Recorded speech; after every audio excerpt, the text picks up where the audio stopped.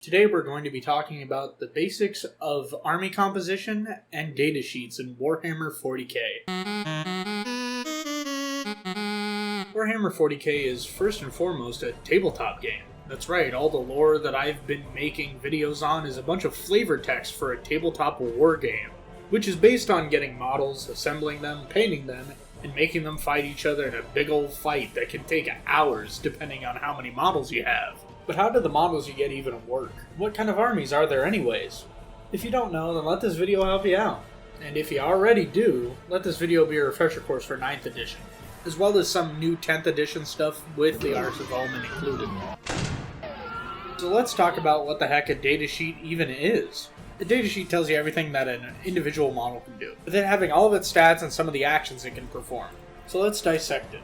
The first most important thing is the top black row. This shows the unit's battlefield role, their power level, which is a rough approximation of their effectiveness, with it being used in less competitive casual environments. The next row down tells you your number of models you can bring in one group of this unit, their name, and the amount of points the model is, with it being in a sweet little red arrow. On tabletop, it's usual that both armies in a fight have a point limit, with all the units in the armies added together point costs not being able to exceed that limit. Then it starts getting weird with these letters. First of all, there's an M. M is movement. Movement is in real life inches. So 6 is 6 inches, 12 is 12 inches. Can you believe that this game made by British people is using the imperial system for measurement? I can't fathom it. Usually the way you calculate this is by bringing out your measuring tape in real life and measuring it on the table. WS is weapon skill, which is your likelihood of hitting something in melee combat. BS, which is ballistic skill, is basically the same thing as weapon skill except for range combat. It showcases the likelihood you have of hitting something, with the number being what you need to roll equal to or above to land a hit with a d6 dice. S is for strength and T is for toughness. These both go hand in hand and have to deal with damage calculation, where a few things can happen. Strength is twice or more than toughness, it wounds on 2s. If strength is greater than the toughness, it wounds on 3s. If strength is equal to toughness, it wounds on 4s, and if strength is lower than toughness, it wounds on 5. And if it's half or less than the toughness, you need to roll a 6 to wound. But what is this wounds rigmarole you're talking about, Freelance? I hear you asking, dear viewer. W, which is wounds, is health points. It's basically health points, with a unit being destroyed if it takes more than that many health wounds it has. It's kind of a W to not run out of these. A is attacks, which shows how many times a unit can attack in melee combat. Leadership shows how cool and self-controlled a model is, with its coherency and if it will run from battle or not. And if it does, it gets destroyed. SV is for saving throws, which are how tanky the armor of that given model is. You know what would be a saving throw for me? You liking and subbing so I can make more videos about 40k tabletop. Just like G.I. Joe, knowing about your models is only half the battle, with weapons being the thing that affects how a unit works. First up is the weapon name, then the range of the weapon, which is calculated in inches, or melee, which just means that it has a hit range of half an inch. The weapon type that can be used in close range or long range, or have a number of attacks depending on the weapon type. S buffs the strength of a model. Do you think that adding enough strength onto a weapon would make it so it have muscles? Damn, I sure hope so. AP, known as armor penetration, would debuff the amount of toughness a unit would have, with it making saving throws harder to land. And D is how much damage a weapon done when it actually wounds. We're not done yet either. War gear, which can partially be the weapons you equip on your unit or something else, can be used with passives for the character, like being able to shrug off one hit once per turn, after a failed saving throw, with them being selectively added to one unit instead of a whole troop, with it more likely costing a bit more points. Abilities are passive things that a model can do. As an example, this can be things that have to happen with a unit being included to fill a certain battlefield role, with no other unit being able to fill that role except it, because it's picky. This includes the Warlord trait. Warlord traits are given to miniatures that can be the leader of an army, with them giving extra abilities and usually helping out some of their units that have certain keywords, with them having to be in the same faction. Some units can also be upgraded with them having their point cost brought up to give them buffs, with the trade-off of you having to field less units. So getting hit would go something like this. You roll using your weapons or ballistic skill based on what you're attacking and how you're attacking. At this point another roll would happen, having to do with strength or toughness, and then another roll would happen. with the defensive side using a saving throw, with it being modified by the weapon's armor penetration. If the saving throw doesn't work, they get wounded, and if it does, they don't get wounded, depending on the damage stat of the weapon you're using. And oh yeah, remember that whole leadership stat I was talking about for just a little bit? That's a whole nother issue.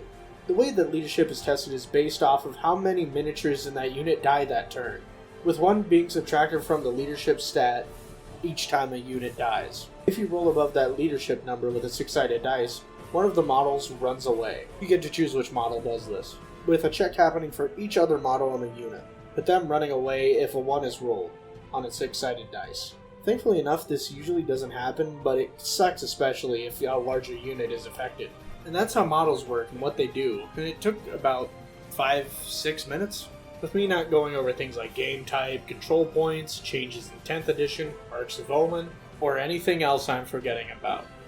While I would love to talk about the battle rounds, something tells me that it's not going to be about a 10-minute video if I do, and it would be rather better discussed in its own video. Instead, let's talk a little bit about army composition, and maybe some of the examples of those types of armies. The main part about making an army is by making them battle-forged. A battle-forged army is very important for a game, defining things like control points, with it being based off restrictions like units all being from the same faction and no understrength units. I mean, it would be ridiculous for an orc and a space marine to fight side by side together without them immediately destroying each other. For your trouble making it so you follow the rules, you get a certain perk, or a certain amount of perks, depending on the type of detachment you bring, as well as using transports with troops, within reason, and point cost, of course. For things like a patrol detachment, you can bring 1 HQ unit, 1 troop unit with you, optionally bring other things like another HQ unit, more troops, as well as specialty troops. You can bring whatever detachment you want as long as it fits within the game's decided point limit. Come on, don't ever think you're getting away from that. Then the new Arcs of Omen update to the game, which is going to change how unit composition is done, with it being one singular thing where it's all based around a few things, with it fitting every army. First of all, you need a commanding unit, and then 3 troops of any type, including elites, fast attack, heavy, supports, lords of war, which are the most elite elites, with them being a maximum of 9 troops and 3 elites, fast attack, heavy support, lords of war, fortifications, and HQs, as well as there being a limit on how many named units you can have, which is 3 tops. This does include an entire group, so you can still take Gaunt's Ghost or whatever you want, and 1 transport can be taken for each infantry unit team. This is most likely how the 10th edition will play, with things being added, like you only really needing 1 leader, but you can only have 1 epic hero and up to 3 of the same data sheet, unless they are a battle line, or a dedicated transport, where you can have up to 6 basic troops of jubilant comrades out at the same time. There are multiple different types of armies on tabletop too, with a few different types of armies that have different playstyles that range from beloved to hated, blatantly and outright hated. There are horde armies, firing lines, specialized in psychers, general, elite, and super heavy armies. Hordes, like the armies of the orcs, are chock full of a bunch of silly little guys that aren't the best at things, but there are so many of them that their own individual failures are washed away by the group's success, being some of the largest armies and how many single units that can be put on the field at the same time. Firing lines, like the Tau, are a bunch of people who prefer to keep their range from everyone else, which is understandable because the only time they get close, they get bisected. These guys are hated because you never really truly get to fight them. They just sit in a line and shoot. If that interests you, you're a scum, and I think you already know that. But that's okay, like whatever you like, you freak. General armies, like the Ultramarines being the most general of generalists, are pretty alright at everything and can do whatever you want them to. These are usually the best armies running the game on, with most of them being Warhammer 40k's mascots, the Space Marines. Psyker-based armies like the Thousand Sons still do a little bit of everything, but are more used to doing some things with abilities, with them doing some things that can demolish your army if you don't have some anti-psychic measures. Oh, Grimaldus!